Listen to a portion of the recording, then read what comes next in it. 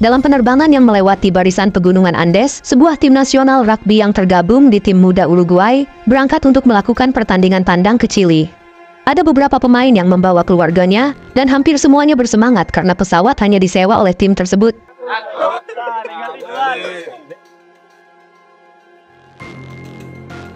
Saat memasuki barisan pegunungan Andes yang membentang sepanjang 7.000 km yang memisahkan Uruguay dengan Chili, pesawat berguncang beberapa kali.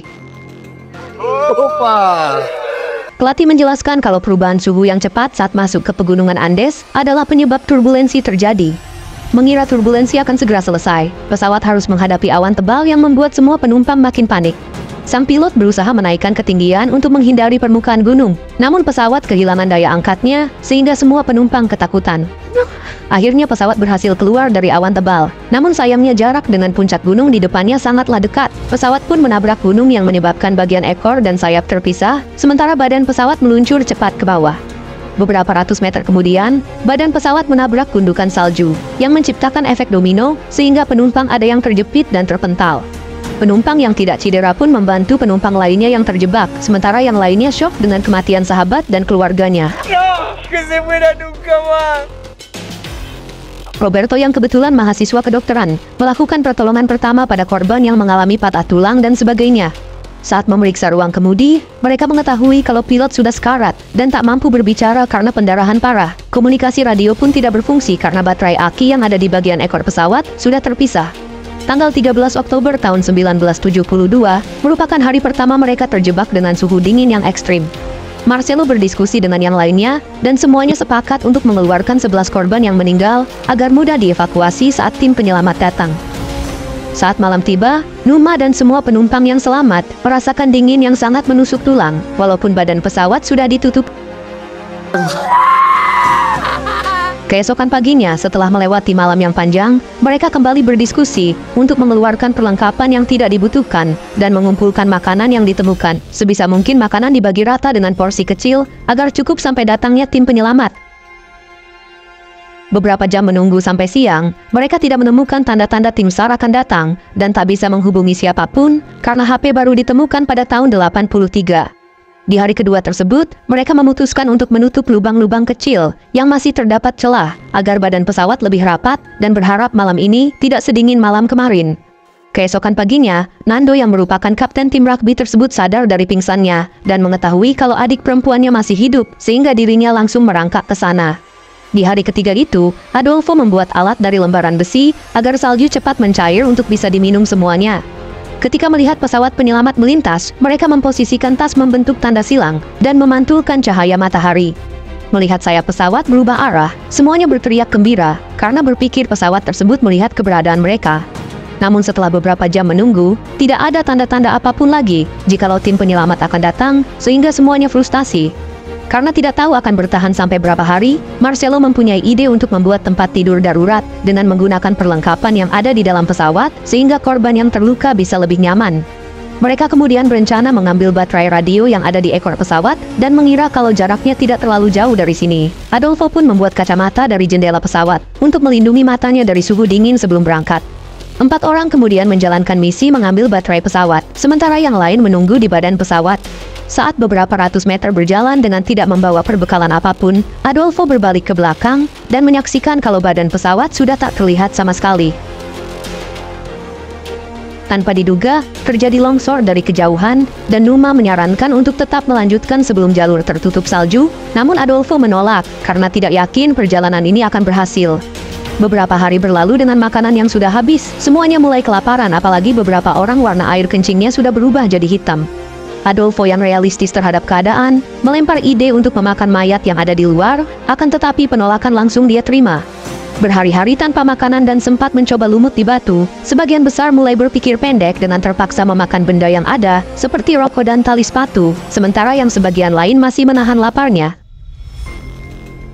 Kemudian setelah semuanya mengalami kencing hitam termasuk Numa, mereka pun kembali berdiskusi untuk memakan mayat, dan tanpa diduga sebagian besar terpaksa menyetujui. Sementara segelintir orang yang masih teguh dengan pendiriannya, tetap menahan lapar yang amat sangat ketika satu persatu keluar untuk memakan mayat. Secara mengejutkan, Nando juga memutuskan keluar, dan Numa menyaksikan dari balik jendela saat mereka menyantap sementara kelima orang saling menatap. Keesokan paginya, Numa hanya mampu melihat dari kejauhan saat Adolfo dan dua teman lainnya sedang mengumpulkan daging-daging, sehingga yang tidak kuat melihat proses pemotongan bisa tinggal ambil untuk dikonsumsi. Beberapa saat kemudian, mereka menemukan tas koper yang terpental saat kejadian dan langsung membukanya. Terdapat radio baterai di koper tersebut, sehingga mereka berusaha mendapat sinyal untuk mendengar berita terkait kecelakaan pesawat. Namun sayangnya setelah berfungsi, semuanya mendengar kalau pencarian tim rugby tersebut yang sudah dilakukan selama 10 hari telah resmi dihentikan dan menganggap 45 korban telah meninggal, sehingga semuanya langsung hancur. Karena tak tahu harus menahan lapar berapa hari lagi, Marcelo memutuskan memakan daging mayat yang diikuti 3 orang lainnya, sementara Numa tetap tidak mau memakannya. Kemudian, Numa dan 2 orang lainnya memutuskan pergi untuk mencari ekor pesawat tanpa persiapan matang, dan mereka menemukan korban lainnya yang terpental saat kecelakaan. Pada malam hari saat ketiganya beristirahat di lereng bukit, mereka berteriak kedinginan dan saling memeluk agar bisa bertahan di suhu ekstrim tersebut. Keesokan paginya, tubuh mereka telah tertumpuk salju dan hampir mati, sehingga mereka memutuskan kembali tanpa berhasil menemukan bagian ekor pesawat. Saat Numa berbaring dengan kekosongan di matanya, Nando memaksanya untuk mengkonsumsi mayat, sementara yang lain menyaksikan karena hanya Numalah yang belum makan mayat sama sekali. Setelah terpaksa menerima daging tersebut, Numa memandanginya sampai tengah malam, dan akhirnya memasukkan ke mulutnya. Temannya pun yang menunggu dari tadi, sangat lega melihat hal itu walaupun Numa terlihat sangat menyesal. Di hari ke-17 setelah asupan kalori semuanya terisi, mereka saling mengapresiasi termasuk Numa yang akhirnya memakan mayat untuk bertahan hidup. Namun di tengah kegembiraan tersebut, suara gemuruh mendekat dan tiba-tiba longsoran salju menghantam mereka sampai sebagian besar tertimbun di bawah. Yang tidak tertimbun pun segera menggali dan bertarung dengan waktu agar yang berada di bawah bisa sekedar bernafas ke permukaan. Tanpa diduga setelah beberapa diselamatkan, suara gemuruh kembali terdengar dan terlihat longsor susulan kembali menghantam mereka. Beberapa menit di dalam kegelapan, mereka menyalakan korek untuk menerangi ruangan dan melubangi salju yang menimbun agar oksigen bisa masuk. Di hari ke-18 akibat longsor salju tersebut, 4 orang harus meninggal sementara selama 3 hari, semuanya belum memakan apapun.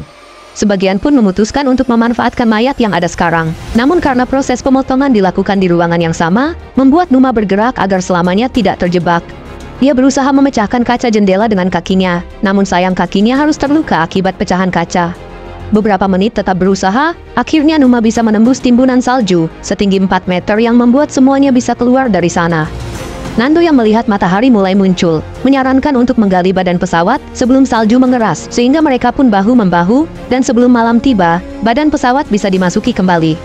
Di hari ke-34, mereka harus kehilangan sahabatnya lagi, yang bernama Arturo, karena paru-parunya sudah dipenuhi oleh air. Pesan terakhirnya pun diamankan, dan melihat berdiam bukanlah pilihan, 4 orang yang terdiri dari Numa, Nando, Roberto, dan Carlos memutuskan berangkat untuk menemukan baterai pesawat. Di hari ke-36 setelah beberapa jam perjalanan, Numa merasakan sakit pada kakinya, lalu kehilangan keseimbangan, hingga menggelinding ke bawah. Nando dan Roberto yang melihat kaki Numa sudah infeksi parah, memutuskan membatalkan perjalanan, namun Numa bersedia kembali sendiri, agar yang lainnya tetap bisa melanjutkan. Sementara di sisi lain, bagian ekor pesawat akhirnya berhasil ditemukan, dan beberapa jam kemudian, Nando kembali dan memberitahu Numa kalau mereka juga menemukan tas berisi banyak coklat dan rokok. Melihat ada makanan selain daging manusia, Numa pun langsung melahap coklat yang diberikan. Walau baterai pesawat sudah ditemukan, Nando ragu mencabut baterai dengan kabelnya, sehingga dirinya memutuskan untuk membawa radio komunikasi dari ruangan pilot untuk dihubungkan di sana. Saat matahari mulai terbit dari ufuk timur, mereka kembali menuju ekor pesawat dengan membawa Luis yang sedikit mengerti tentang ilmu kelistrikan. Namun setelah sampai dan berjam-jam mengotak-atik kabel serta memutar frekuensi radio untuk melakukan komunikasi, mereka gagal yang membuat mereka makin putus asa. Di saat semuanya berharap pada tim yang berada di ekor pesawat, Numa tampak kurus kering tidak mau makan walau dipaksa karena berpikir dirinya hanyalah beban yang tidak memberikan kontribusi apapun. Kemudian tim Nando balik tanpa hasil, dan membuat pesan permintaan tolong di bagian ekor pesawat tersebut. Setelah sampai, mereka menjelaskan kalau radio komunikasi gagal disambungkan, dan mereka hanya membawa lembaran penahan panas mesin yang berbentuk seperti selimut. Di hari ke-58 saat tak ada tanda-tanda akan selamat, Nando berpendapat kalau jalan satu-satunya adalah berjalan kaki sampai menemukan desa terdekat. Apalagi kantung tidur berbahan penahan panas bisa dimanfaatkan, namun Roberto tidak yakin. Beberapa hari setelah daging sudah habis total, mereka mengisi waktu dengan bercanda, dengan membuat suara hewan, dan berfoto sambil menyingkirkan tulang belulang agar tidak ikut masuk gambar. Sementara itu, kondisi Numa semakin parah dan keesokan paginya, dia harus pergi untuk selamanya. Tangannya menggenggam pesan yang tertulis kalau Numa mengizinkan tubuhnya untuk dimanfaatkan, sehingga pada keesokan harinya karena perbekalan daging sudah ada, 3 orang yang dipimpin oleh Nando memutuskan berangkat untuk mencari pertolongan. Di hari ke-61 tersebut, mereka berjalan melintasi salju tebal, dan di malam hari, ketiganya bisa tidur lebih hangat menggunakan kantong tidur yang sudah dibuat. Keesokannya setelah berkilo-kilometer berjalan, mereka mendapati pemandangan yang membuat harapan selamat sangat kecil ketika melihat masih banyak puncak yang harus dilalui. Carlos yang sampai belakangan karena membawa banyak perbekalan, melihat Nando dan Roberto bingung dengan apa yang harus diputuskan. Saat Nando mengambil keputusan untuk melanjutkan perjalanan, Roberto berkata kalau perbekalan tidak cukup, sehingga Carlos bersedia balik kanan sendirian agar perbekalan cukup untuk keduanya melintasi barisan pegunungan tersebut. Berjam-jam Nando dan Roberto melanjutkan perjalanan, keduanya melihat barisan pegunungan mulai berkurang, sehingga harapan akan menemukan desa terdekat mulai terwujud. Setelah mendapati jalur yang tidak terlalu bersalju, keduanya pun beristirahat, namun kondisi Roberto mulai memburuk. Keesokan paginya, keduanya sarapan daging Numa, dan sepatu Nando rusak, namun Roberto membantunya, walau sebenarnya Roberto juga sangat kelelahan. Setelah berkilo-kilo berjalan, akhirnya keduanya menemukan aliran sungai, dan langsung menikmati air segar tersebut. Tanpa diduga, mereka melihat seorang malaikat berkuda yang tak lain dan tak bukan, adalah seorang warga lokal yang kebetulan melintas di sana. Karena suara derasnya sungai, keduanya dilemparkan kertas untuk menulis apa yang dibutuhkan, dan Nando menulis kalau mereka adalah tim rugby Old Christian yang masih hidup pada kecelakaan pesawat. Basarnas Chili yang mendapat informasi valid tersebut sempat terkejut dan kemudian segera bergerak, serta menyampaikan berita penting itu ke pemerintah Uruguay. Sementara itu Roberto yang masih membawa sisa potongan tubuh Numa yang belum habis, akhirnya bisa memakamkannya dengan layak.